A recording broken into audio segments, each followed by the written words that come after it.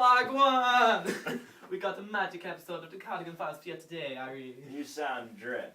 The accent needs a bit of work, me think. Today on the Cardigan Files, we explore the complaints made on the internet forum Mumsnet based around one of our favourite shows, Rastamouse. And we'll be answering whether watching Rastamouse is bad for children while using some Jamaican patois, essentially because it sounds sweet. Plenty sweet. Can you see the script?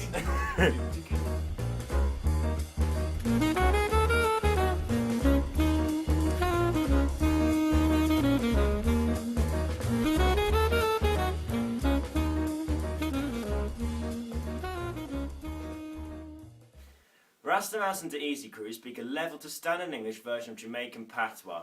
Jamaican patois is a Creole language spoken in Jamaica.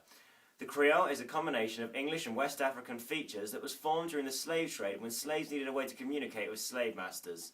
The Creole involves specialist lexis such as the adjective "irie," meaning everything is alright, the verb wagwan, meaning what's going on, and the verb phrase fix up, meaning to make. As well as variation in grammar, such as pronoun variation. With him used instead of he or his. For example, while in standard English we would say he wins, Rastamouse says him win. A lack of auxiliary verb like is sentence structure. For example, crew, just getting serious. The present tense is applied when talking about the past. For example, me see him. Variation in phonology, such as using T and D instead of the combination th.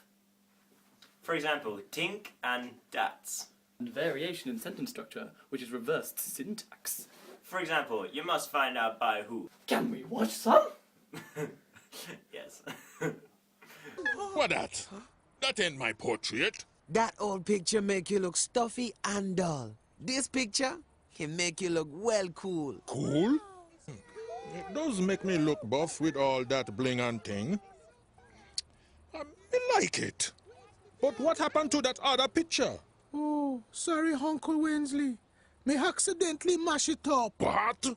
But your nephew Frank him paint this crisp new picture instead. Oh, that's cool. Me never know you was an artist, Frank. Thanks, Uncle Wensley. Frankie, hiding that painting was wrong. But you never meant no stealing. Messing it up was an accident. I me know how bad you was feeling. You make things right. And everything cool. Your uncle him have a big heart. Him like your style, I mean know it for sure. You got a big future in art. The debate about whether Rastamouse is bad for children has been spawned by a bunch of warriors on the infamous website Mumsnet. Where mums go to complain when mothering children becomes a bit too real. That's not offensive, right? Nah, brother. We understand mothers, right? Two teenage men. Ah, of course. Irie. The debate began when username Tiny Dancer posted this comment on Mumsnet. New thing on CBeebies says things along the lines of Wagwan, man, that's dread, boom ting, and other things along them lines. I don't want my darling daughter to talk this way. Do you think I should stop her watching it, or is watching one program like this not really going to make a difference, unless I feel a bit strange and maybe over the top thinking, I don't want my daughter watching that. Advice, please? In the interest of being fair, we'll ignore the fact that she's using a 4 instead of an A in her username, showing blatant disregard for standard English phonology, and ironically using an example of variation that Rastamouse himself uses in using the third-person pronoun them rather than the subject pronoun and adjective those. The Daily Mail have picked up on this story, focusing on whether Rastamouse is racist, as well as whether it's okay to expose children at such a young age to this way of talking. And, of course, it's exaggerated in the way that only the Daily Mail can by saying that there have been thousands of complaints. Our favourite complaint comes from a woman we'll refer to as Middlesex Mum, who says, I'm talking about the slang terms such as wagwan. It's not proper English, I don't like kids to speak it. Okay, so what even is proper English? It's probable that Middlesex Mum means British English, but the language has travelled around the globe with our traders and colonialists and splintered. Splinter, splinter, splinter. Into so many different variations that there are so many more people speaking varieties than British English. So surely it would be useful for a person growing up in the multicultural 21st century to learn variation. This is our contextual reason for thinking that Rastamouse is a fantastic thing for children.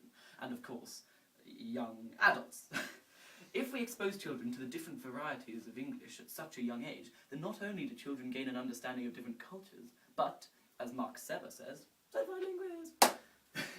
Not even those born into London's Caribbean communities always choose to speak Caribbean English. They end up choosing to speak a wide variety such as Cockney, Creole, Standard and RP.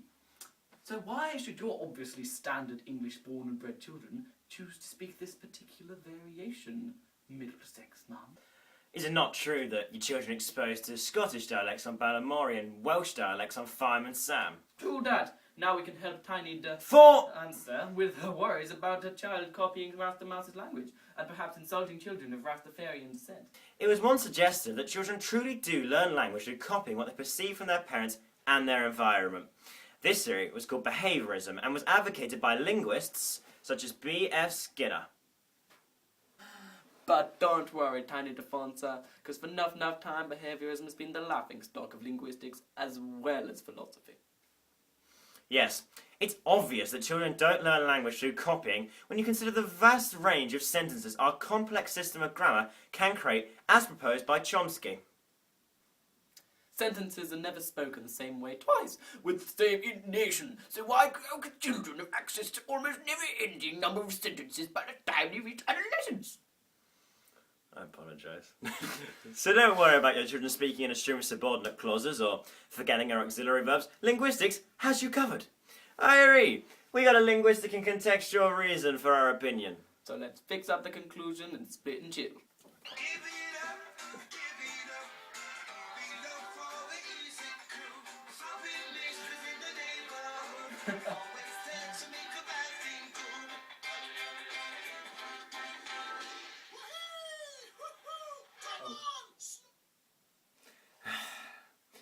Rastamouse can't be bad for children for two main reasons. Firstly, most of the complaints propagate the view that children will copy the language used and parents don't want this happening. But this has already been proven to be a false theory of how children learn language, so watching Rastamouse simply becomes a great way for children to learn about other cultures. Exactly. Even if some of the lexicon does find its way into children's language, is it really so bad? It just shows that your children are multicultural, and in a world where there are more variation speakers than British English speakers, that must be an invaluable trait. Alright, brother. Crucial vlog. Now let's wrap. We'll leave you with this great quote from somebody taking the mickey on Mumsnet. I think everyone, especially the Daily should be terrified of Rastamouse. I grew up watching the clangers and I can only communicate through a nose flute and squeaks. And you should meet my friend who was crazy about Sweet. I feel it would be more funny if I knew who Sweet was.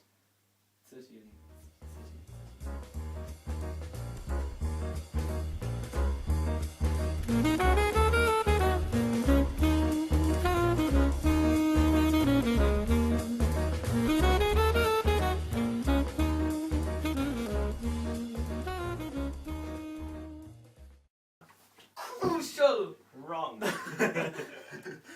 Wrong. You want to try again? Yes.